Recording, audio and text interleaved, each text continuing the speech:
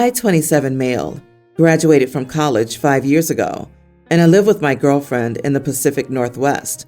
It's fairly expensive here, but we both make a decent living and have a pretty good standard of living. Last weekend, we went to visit with my family. It was good to see my folks and my maternal grandparents, but I found out that my parents have been telling everyone in Nevada that I live by myself and that I'm dating someone from their faith. My girlfriend is definitely not. Anyways, I really don't care. It doesn't hurt me if they want to lie, except some of my cousins started talking to us, and we didn't lie. We told them that we lived together and we were not married. My parents said that they were very displeased that my lifestyle isn't how they raised me.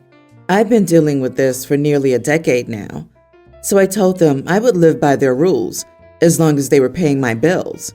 So I laid out my monthly budget and asked them when I could expect them to pony up. They said I was being disrespectful and didn't have to embarrass them in front of family by doing the my house, my rules thing like they did when I depended on them to finance my life. So am I the idiot for telling my parents they had to start paying my bills? Not the idiot. In fact, your response was pretty funny. OP, you're 27, employed, and living states away from your parents. You can do whatever you want, and they don't have to like it. Your parents still need to catch up with the new reality. Sucks for them. Sounds like this was your Declaration of Independence. You weren't serious about them paying your bills. You were making the point that you're a self-supporting adult, and they aren't in charge of you anymore. At age 27, it's about time they accepted that. Also, they might be better representatives of their faith if they stop lying about you. Also, a perfect clapback. Bravo, OP. Yep, it's hoisting them with their own petard.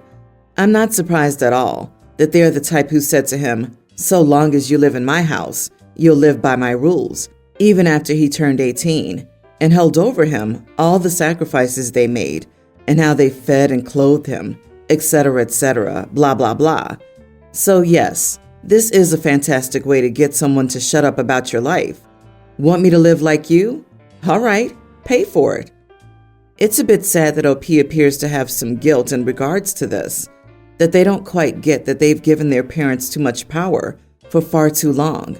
You have to set boundaries with your parents as you age. By age 27, those boundaries should be crystal clear. After all, by that time, you can't be on their insurance anymore. But out of curiosity, what would you have done if they agreed?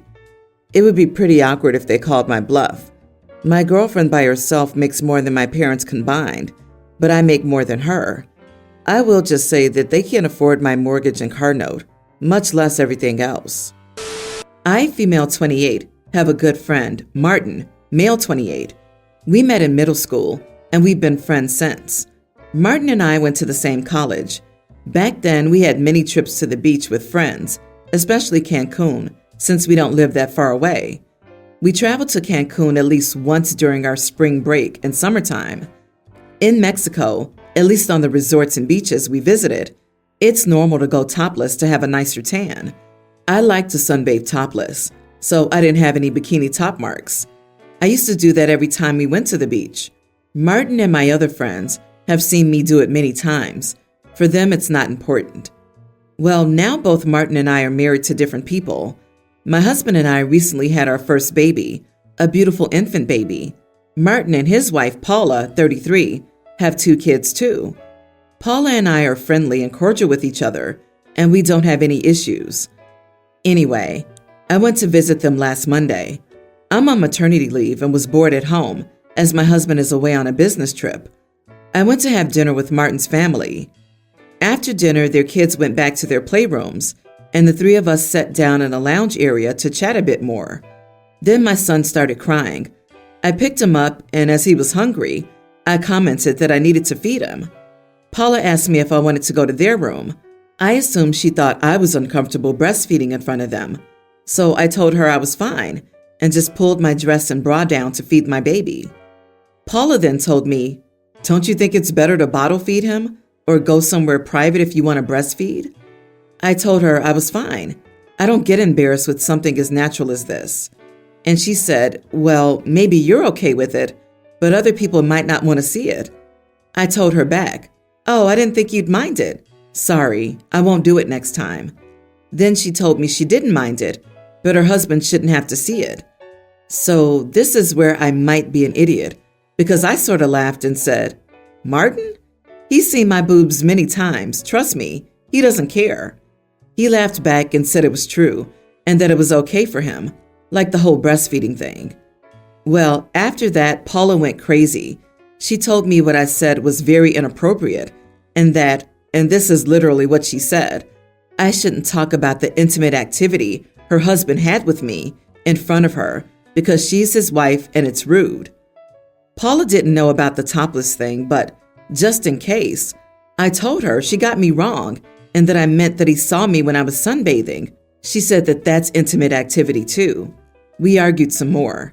Then she asked me to finish feeding the baby and leave, which I did because I was annoyed at her. Now I'm wondering if I'm in the wrong or not here. Not the idiot. You were feeding your child. I could see how the "he's seen my boobs plenty of times" could be misconstrued if she hadn't already known about the sunbathing thing, but she did. It sounds like she deliberately twisted your words to make it something it wasn't. And if sunbathing topless is an intimate activity, heaven help her. I'm not an American, so maybe that's why I think if we're close enough that I'm comfortable visiting you with my newborn a couple of months postpartum, we're close enough that you're an idiot for making me feel breastfeeding is somehow inappropriate. Like, lady, if you think your husband's eyes will wither in his skull while his friend is breastfeeding, I don't know what to say. But again, not American. My colleague would go out for lunch with a few of us during her maternity leave and breastfeed right at the table. So those are the cultural norms I'm used to. Everyone's the idiot here. Poor communication. You were at their house and missed Paula's very obvious hint that she wasn't comfortable with the situation. She sucks for how she phrased it about your comfort, but you should have read the room. I think it was an idiot move to not be more considerate of her comfort level as a guest. You could have paused to double check when she asked before whipping it out. I, 29 female, started working at a new company 8 months ago. I was headhunted specifically for my role, which gave me enough power to negotiate my contract as I wanted.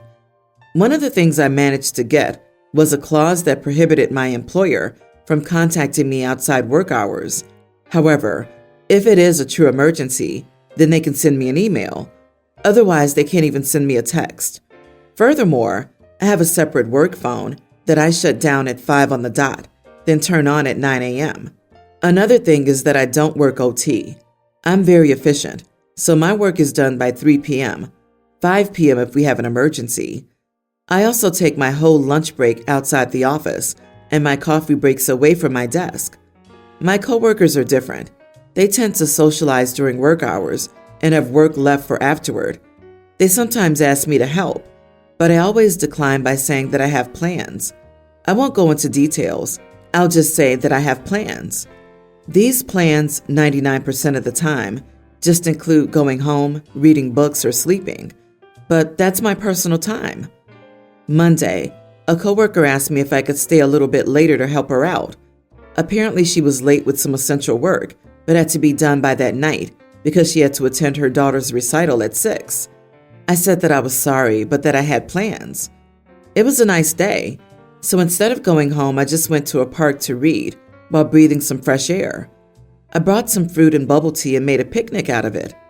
My coworker found me there, and she was angry. She said that I could have helped her if I didn't have plans. I said that I did have plans, this impromptu picnic. She said that it wasn't as important as her daughter's recital. So I said that for me, it was even more important than her daughter's recital. She called me an idiot, and some of my friends agreed. So, am I the idiot? Not the idiot. However, one day you might need help, and your coworkers will remember how inflexible you were. You obviously have every right to reject helping out your coworkers, but just remember that when you inevitably need help, everyone else has plans. There are consequences to the work lifestyle you detailed. As long as you're okay with that, Godspeed. This is one of those, technically you're not the idiot, but you're basically asking for everyone to hate you situations. Yep, it's great that you're so efficient and ruthless about enforcing boundaries regarding your work. I can totally respect that. Would I want you as a coworker, though? On the one hand, it'll teach her not to rely on anyone but herself. On the other hand, that kind of behavior doesn't exactly foster a strong team. I guess you'd know whether it'll matter in the long run. OP, your picnic is not time sensitive. Her child's recital is. You don't owe her your time or work, but you also didn't have to be an idiot about it either. My eating fruit in the park is more important than your daughter's recital. No, it's not. You care about it more. Also, slightly pedantic, but if the picnic was impromptu, you didn't have plans. That's literally what impromptu means, unplanned. Who will help you when you've shown that you don't care about anyone but yourself? My girlfriend and I both work in the tech industry and both have 5 years of experience. I have a CS/math degree and she has an electrical/electronics engineering degree. I've been promoted to a senior level at my company and she's been promoted only once and is still a junior at her company. She always complains about how things are unfair at all her jobs, 3 so far, and how she's not given opportunities, supposedly excluded from meetings, while claiming she gets asked to take notes in meetings and decisions. She judges her coworkers for things they say that have nothing to do with work, like when they talk about their wives and partners. She and another woman once complained about a coworker being rude in meetings in HR, which was dealt with by a woman, didn't find anything wrong, and dismissed their concerns. She recently had a performance review and was not promoted, and told that she needs to take on more challenges. She told me that she does, but is always told to hand over projects to other people when she starts them, and she's excluded from meetings. I believe there's some prejudice against women in the industry, but she can't blame everything on that and recognize that perhaps she has room to improve. She thinks that because she graduated with honors with a 4.0, that translates to industry performance. Her degree is also in electronics and is more hardware focused. I expressed this to her and suggested she follow her manager's advice to grow, and she got upset with me and called me an idiot. I get her disappointment, but I don't think it's fair for her to expect me to just agree with everything she says. So, a woman tells a man about experiencing prejudice in tech, a famously misogynistic environment. A man who has no more work experience than her, but who has been promoted to senior level, replies that she's wrong based on nothing other than a feeling that he's right. This is a bigoted workplace in a microcosm.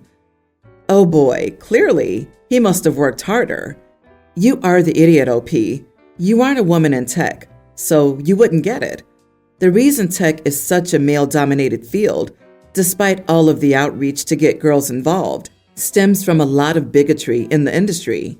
Many women study for years for the tech industry, only to quit in the first year because of the issues that your girlfriend is currently facing. What? She wants to grab the coffee, clean up, take notes, and be allowed to share an idea or opinion? Geez, these women, you can never make them happy. She had a 4.0 GPA, but was invited to meetings to take notes and expected to hand off challenging work assignments to male colleagues. Dude, come on. Actually read what you wrote. You don't get promoted in tech for being an awesome note taker. Agree. OP has no idea what he's talking about. Being asked to take notes is not a good thing. My advice to your girlfriend would be to see if she can secure a job elsewhere, as it's clear her current workplace is setting her up for failure if she's being forced to hand over projects and being excluded from meetings. I, 34 female, live upstairs in a duplex with my 2 boxer/pity mixes. I've lived here for 5 years with my ex, who recently moved out. Last year, my neighbors, 31 female, 32 male, moved in downstairs after the unit had been empty for a while. They were good neighbors until this year when they had a baby. Apparently, they had to go through IVF and had a bunch of miscarriages. She posted all about it on Facebook. I thought it was TMI, but whatever. I'm only her Facebook friend because she added me.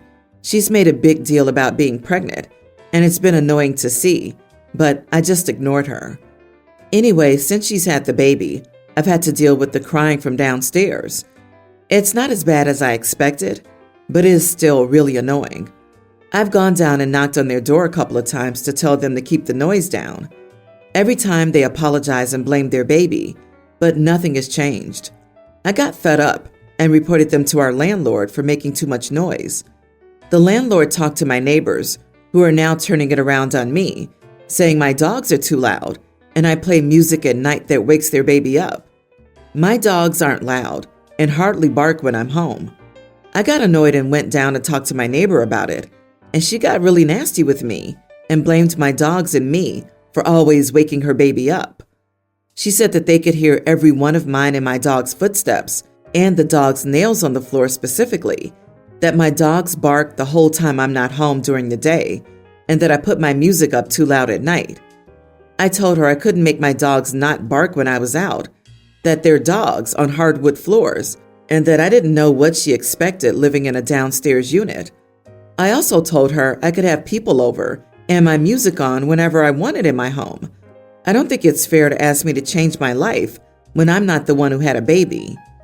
My neighbor got an attitude and told me she was only asking for me to be respectful of our shared space, and brought up hearing my argument with my ex a few weeks ago. I admit it was a little loud, but it wasn't that big of a deal. I laughed and told her that pretty much went out the window when she had a baby, but she shut the door in my face. I reported the whole conversation to my landlord, so there's a record of my complaints, because I want them and that baby out of here. When I was telling a friend about what was happening, she told me I was being a major idiot to struggling new parents. But I think that's their problem and not mine. But I wanted to get unbiased feedback, because that friend is usually a little over-emotional for my taste. OP, you are the idiot. Do you think people should put up with your noise, dogs' nails on hardwood, dogs barking, music, arguments, but you expect silence from your neighbors? What is funny is that she's actually fine with all of your noise, much of which can be controlled, until you complained about a crying baby, which cannot be controlled. Hire a dog walker or invest in thunder shirts, invest in rugs, and turn your darn music down unless you live someplace very old or cheaply built. If they could easily hear your music, it's too loud. Ooh, a baby is doing what babies do. Cry. Get real, OP. It's not like their baby can simply tell their parents what's wrong or what they need. You, on the other hand, are fully in control of the noise level of what comes out of your apartment. P.S. Don't assume your crappy complaints won't get you evicted. Yeah, OP is probably a lazy dog owner who doesn't give them enough exercise and then crams them in a tiny, boring apartment all day. They should also be walked twice a day, so a dog walker is an excellent idea. You're the kind of person who wants to remain child-free. Totally okay. You don't like kids. I get it.